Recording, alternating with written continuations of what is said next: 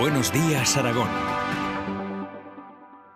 Se lo estamos contando, Aragón va a extremar la vigilancia frente a la peste porcina con 12 veterinarios más para inspeccionar las granjas. En nuestra comunidad no se ha detectado ningún caso y los cazadores recuerdan que la enfermedad no afecta ni a perros ni a personas e insisten en que es necesario controlar la población de jabalíes. Alejandra Molina.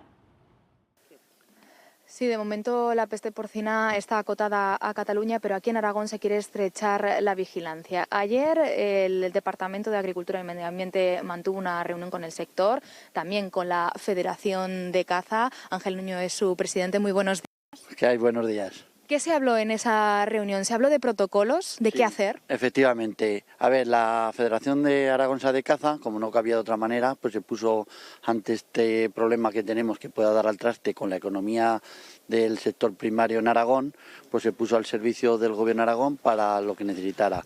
Hemos hecho una serie de protocolos.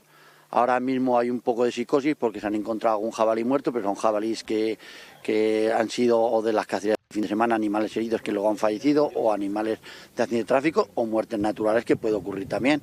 Entonces, ahora mismo esto que está ocurriendo en uno de los peores momentos, porque actualmente los jabalíes están en celo, el jabalí hace mucho recorrido. También se están cosechando los maíces, ahí también eso significa que también hay un movimiento bastante grande. Entonces nosotros vamos a ser centinelas un poco de esto.